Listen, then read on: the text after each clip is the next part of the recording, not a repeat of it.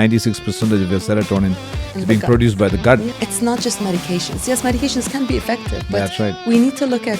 So it's a complex machine which you are running. And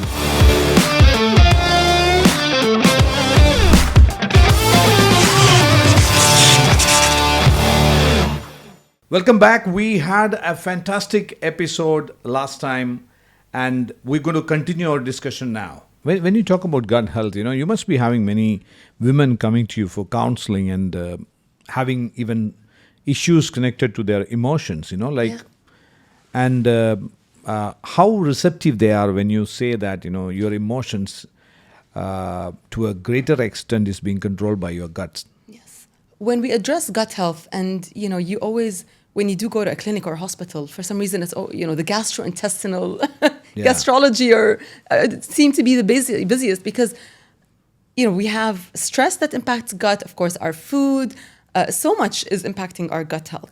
But I always tell my clients, you could be exercising and eating all the right foods, but if you are still stressing and are struggling with anxiety and negative thinking, then it's like taking 2 steps forward, 1 step back, 2 steps forward, 1 step back.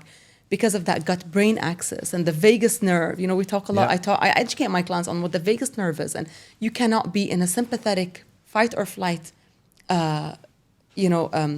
state or mode, and at the same time be in a parasympathetic rest, digest, heal mode. It's either here or here. Yeah. And we learn.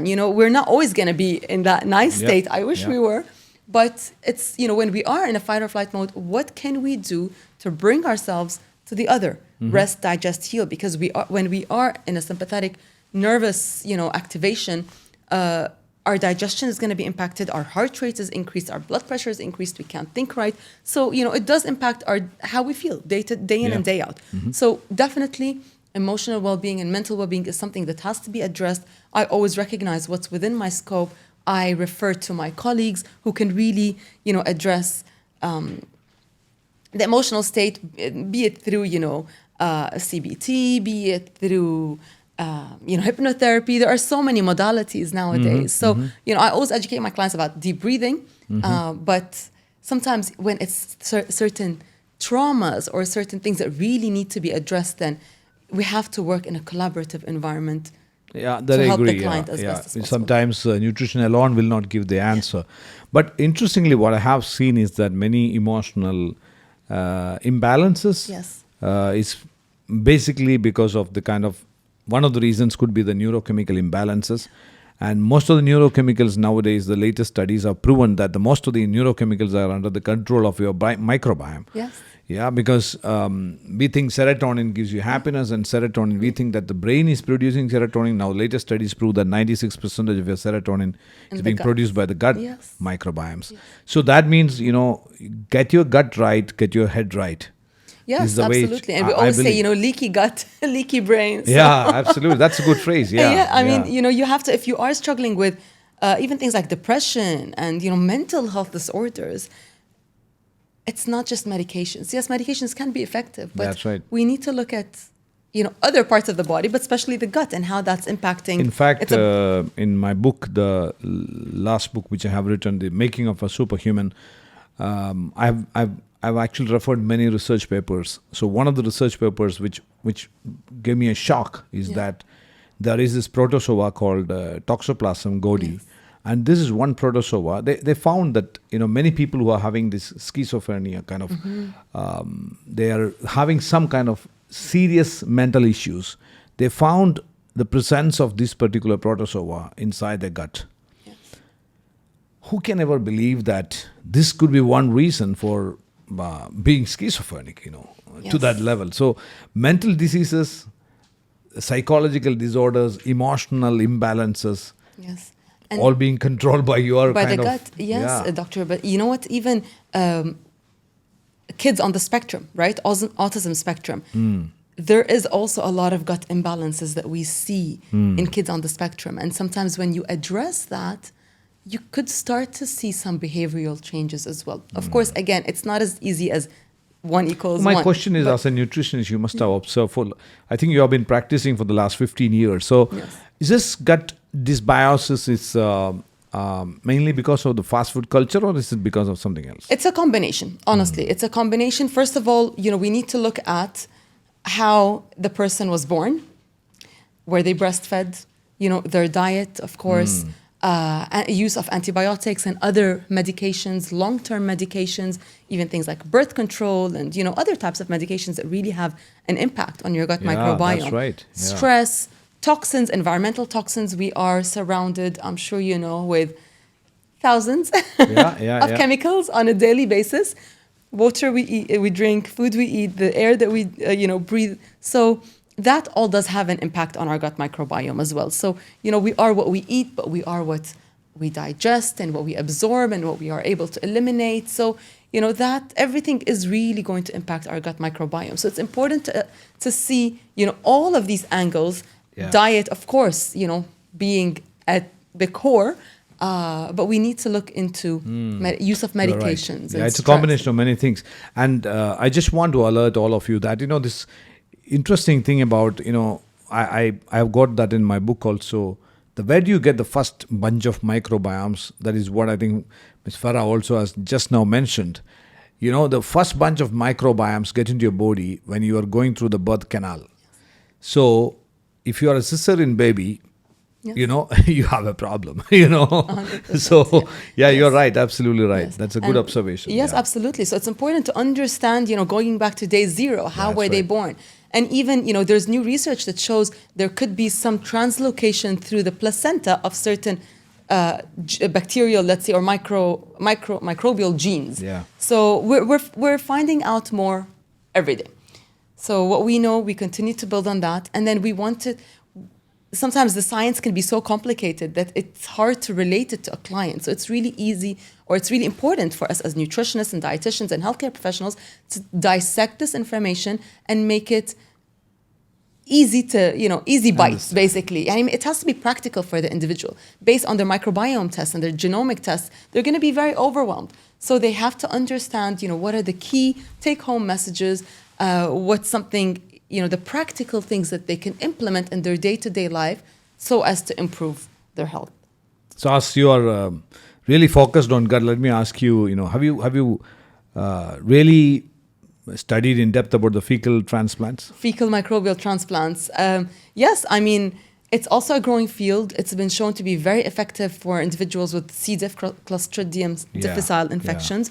But it is being looked at, I think, for individuals with autism, as I mentioned. And even, in the labs, when you take mice who are just born, let's say, and who have zero microbes, when you implant them, let's say, or you take...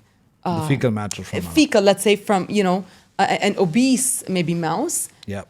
That new, let's say, baby mouse becomes obese. That's right. So it's, it's so interesting, and it helps us understand the vast and diverse actions of our gut microbiome. And I'm very optimistic about fecal microbial transplants and how they could really, help address many issues. Absolutely. So it has been shown to be very effective in C. diff, but... Imagine, you are... We think this is what my body is. At the same time, you got about 60 trillion cells in your body and about 100 trillion microbiomes. Yes. So sometimes I always ask this question that, are you your bacteria or are you? Who are you? And number two is each of the cell carries, trillions of those kind of DNAs. And so it's a complex machine which you are running, and we don't care that much about our own body and the kind of mechanisms what is running. And I'm sure that, we are actually in a mission to educate people and empower people to take charge of their own health and well-being. That is what we do through LIMOverse. Yes. LIMOverse is the lifestyle modification universe where we are building an ecosystem on blockchain, where we are inviting people like you, the practitioners, to come on board. And we are also having close to about 100,000 people already who are the users, who are health seekers, the wellness seekers. Yes. You can get connected in a decentralized environment. You can offer your services. They can avail the services. And also, we also reward the users for staying healthy. Yes, it's like So that, gamification, right? yeah, It's through gamified. gamification, Yes. so that they're incentivized. So, because I think this is a time when the entire world has to look at creating healthy population. That's the most important thing, because generally most of the countries are in a youthful state. Yeah. Okay, in their average age, if you look at it, around 30. So if you can actually build the right kind of healthy culture right now, Yeah. I think by the time 50 or 60, that time also they will remain productive, and that'll be a great contribution for the nation. I think Society. people like you can do a lot of contribution towards it. Yes, I mean, I hope so.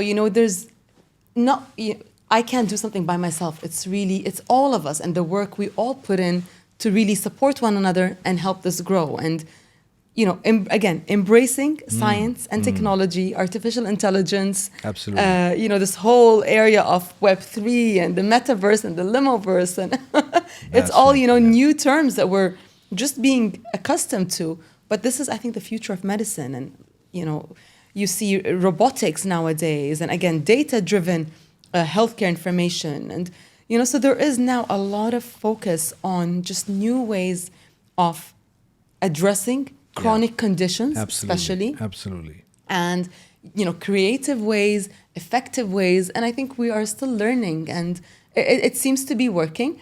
And yeah, I mean, it's an exciting time to practice in the field of medicine and nutrition. Yeah. And health nowadays, because That's why I always say that there's a new science of biohacking, where Yes. hacking your own biology, taking charge of your own body, your mind. That's what it is. So thank you so much, Farah. It has been a phenomenally interesting conversation.